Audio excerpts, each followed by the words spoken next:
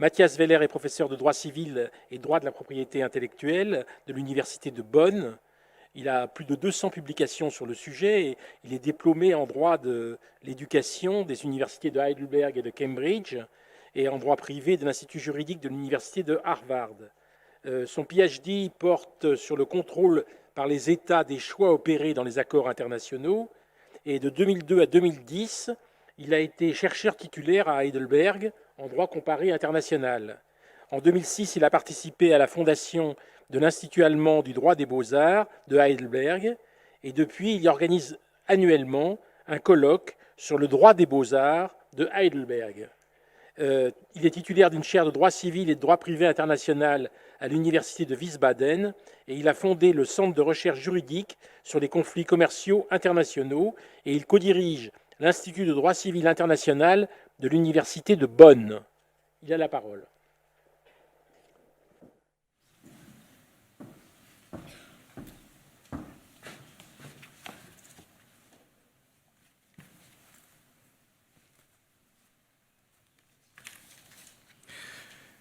Monsieur le Président de la CIVS, Michel Jeannoutot, Ambassador Stuart Eisenstadt, Mesdames et Messieurs, ladies and gentlemen. It is a particular honor for me to contribute to this conference. I'm very grateful to the CIVS and the organizers of this eminent event. And it is certainly a particular pleasure to work together and present with such a learned colleague like Charlotte Woodhead. As Charlotte indicated at the beginning of her presentation, and as you hopefully can see here again, I will add a few more aspects to the comparative assessment, namely some thoughts on the, theoretical or philosophical reflections, challenges of rendering justice in general, combined with some considerations on what I would call the restitution culture. In the second step, I will add some observations of comparison, in particular on an issue that is well known to all of us, and this is the issue of flight-related sales. On this basis, I will very briefly introduce a research project that has started recently at my university, and this is the project of a restatement of restitution rules on Nazi confiscated art. First point, the challenges of rendering justice. Obviously, this is not an easy task. Aristotle was the first to introduce fundamental distinctions upon which the discourse about justice still rests today. Amongst those, we find the category of a rather specific justitia correctiva, the justice relating to the rectification of wrongs, as opposed to a more general justitia commutativa, the justice relating to the equivalence and fairness in exchange relations like, for example, sales contracts. And both of these categories of justice operate under principles of an arithmetic proportionality. Another category concerns the justice relating to the distribution of wealth in a society, the justitia distributiva, which includes, for example, adequate support for those in need. Whatever we do, says Aristotle, if it is supposed to be just, we need to treat like cases alike and unlike cases differently. If there is one aspect of justice we all agree upon, it is probably this one. I assume that we also agree that the Washington Principles at their core aim at corrective justice. But let me join the statements of this morning and underline once more myself the following. The confiscation of art or other material goods that belonged to the Jewish owners is but one wrong among the innumerable crimes committed under the Nazi regime. We know and deeply regret that none of these wrongs can be undone in the literal sense. No payment of money can undo the murder of millions in the concentration camps and the atrocities of persecution. And yet, the restitution of looted property and the payment of money in other cases is an indispensable component of correcting, or perhaps more adequately, reacting to the wrong. As early as in 1944, Émile Thérouanne, who was mentioned earlier this morning by Monsieur le Vice-Président de la CIVS, François Bernard, Émile Thérouanne, member of the Resistance, professor at the University of Strasbourg, and later head of the French Restitution Authority, explained on this account, and allow me to bring back to our mind the full quote. La restitution des biens spoliés aux Israélites est une œuvre à la fois de justice et d'humanité dont la signification morale et politique dépasse de beaucoup les valeurs matérielles en cause. Elle doit être, aux yeux de la France et du monde, une des grandes manifestations tangibles du rétablissement du droit et de la légalité républicaine. Indeed, other measures beyond restitution and compensation must be taken, in particular measures that aim at reconciliation and remembrance. In this sense, restitution as well as compensation must be, so to speak, embedded in and understood as acts of acknowledgement. Rebecca Habermas, a German historian of our time, and, by the way, daughter of Jürgen Habermas, the German philosopher and sociologist we know for his discourse theory, called this embedded history, remembrance embedded in acts of restitution and compensation.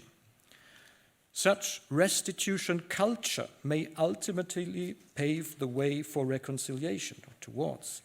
At the same time, it becomes apparent that the seemingly straightforward concept of corrective justice as an arithmetic undoing the wrong in no way produces self-evident suggestions for what would be an adequate solution, or, to put it differently, what would be a just and fair reaction. Aristotle would say a proportionate reaction to the wrong. There is no doubt that Nazi-confiscated art must be returned. At the same time, the Washington Principles rightly recognize that just and fair solutions, and I quote from principle number 8 at its end, may vary according to the facts and circumstances surrounding a specific case. End of quote. Stuart Eisenstadt, who is honoring us today with his presence, in his explanations of the principles at the Washington Conference in 1998, confirms this by explaining, and I quote from the published conference materials, after existing artworks have been matched with documented losses, comes the delicate process of reconciling competing equities of ownership to produce a just and fair solution. In order to provide structures for this delicate process, 5 of the participating states entrusted national restitution commissions with the challenging tasks of establishing just and fair solutions in each particular case. And we have heard, I think, very instructively about differences and similarities in the first part of this presentation. Let me draw your attention to at least one more aspect. We were told to cut down and save time, so I will drop 2 of the 3 aspects, which saves me to speak too much about German aspects. On the other hand, as we know and as we all see, our topic is connected the closest with Germany, so it may be allowed to have a little bit a closer look at Germany in the sense of pointing one's finger to one's self. One of the most important differences amongst the Commission's practice relates to the criteria to decide. And when we look at the outcomes of the delicate process of reconciling competing equities in difficult cases, we see a variety of cases. I would like to focus on the most difficult type of these cases of flight good, Fluchtgut, and these are sales of artworks by formerly persecuted persons outside the sphere of Nazi power in safe states after their emigration in order to raise money for their living. What is a just and fair solution in such cases?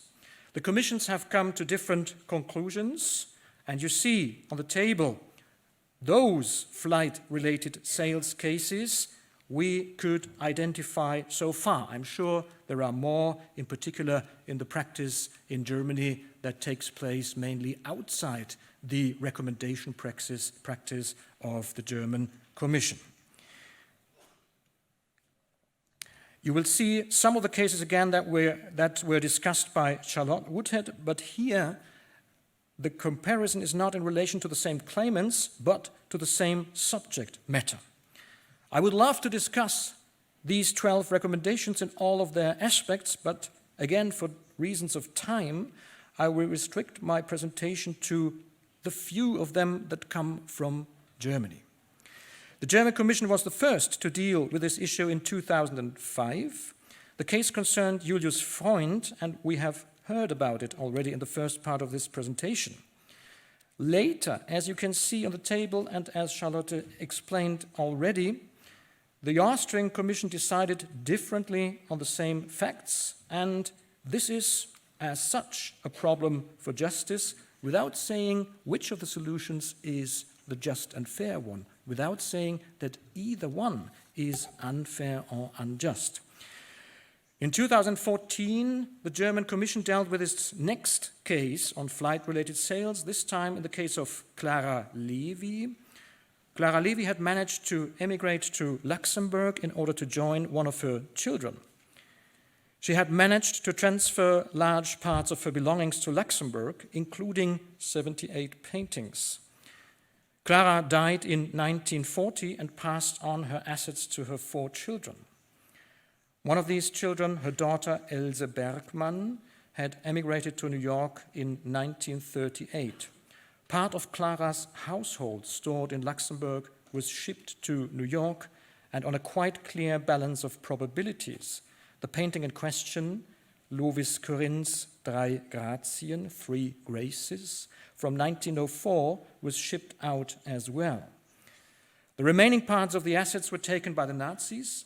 In 1941, the 3 Graces were put up for public auction and sold to Kurt Valentin Buchholz Gallery, New York.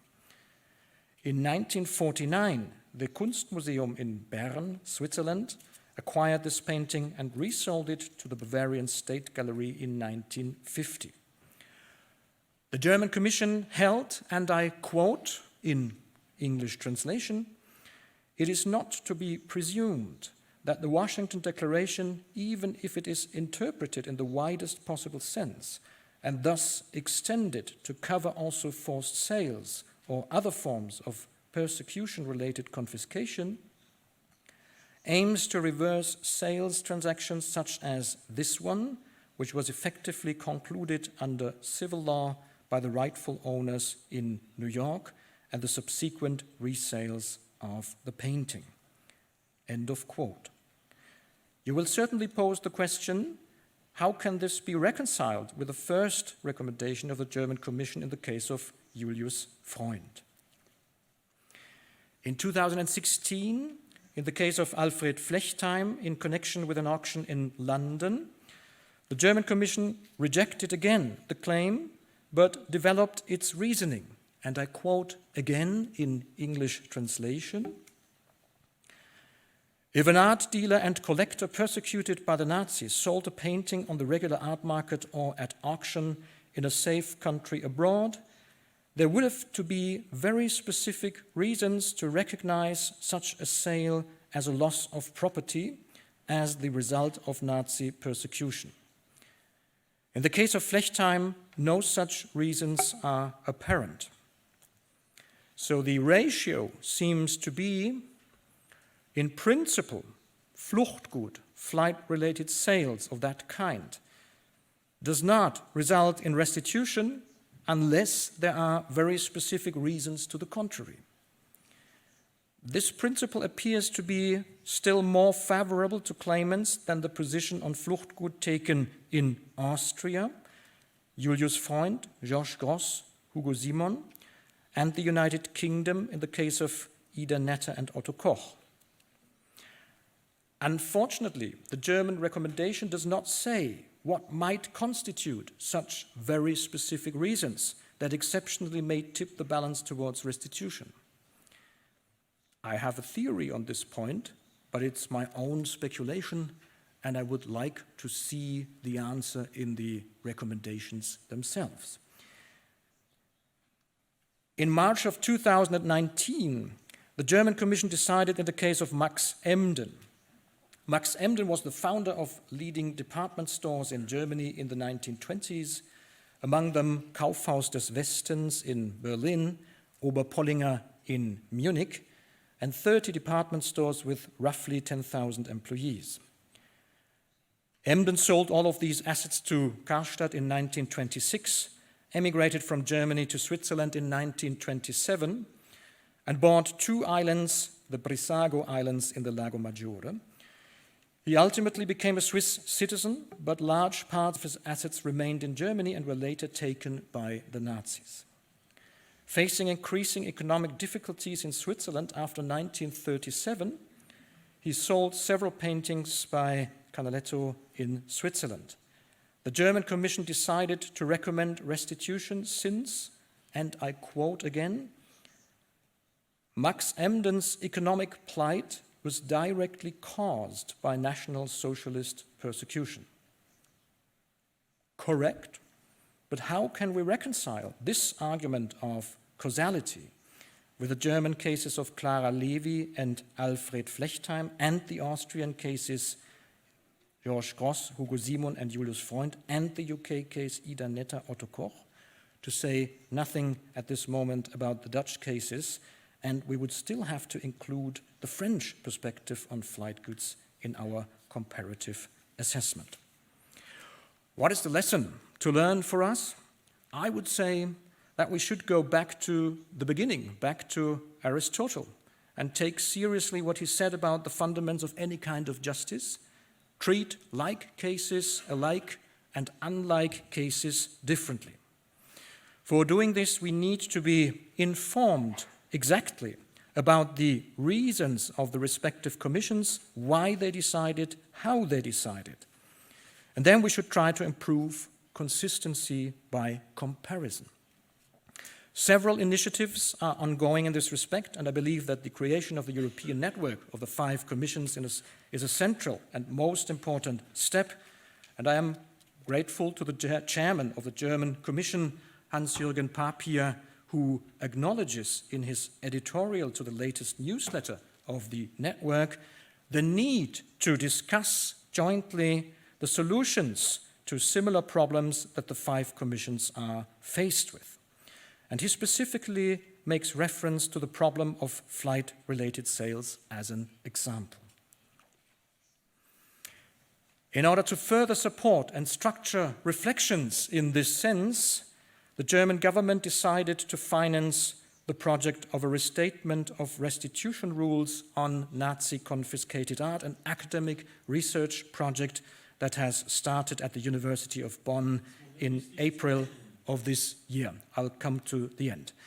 This project aims at distilling non-binding rules from the practice of restitution in the jurisdictions of the 5 commissions, as well as comments and explanations of these rules. The idea of a restatement based on well-established case law methods of the US-American restatements of the law by the American Law Institute was developed at the first joint public conference of the 5 commissions at The Hague in 2012. It is my impression that it perfectly fits in the findings of the 2017 London conference of the 5 commissions. It seems the time after 20 years has come to do it. And this is my last sentence. We are receiving a lot of support from all kinds of actors and institutions. Let me express my gratitude for that by addressing one of these institutions as a representative to all of those I should say thank you. And this is the CIVS that has established a very intense relation of cooperation with our project by allowing us to have access to their files, to consult their members, and to discuss their policies, their thinking about just and fair solutions. We do have relations to all other commissions and members of these commissions, and we are also extremely grateful for this support.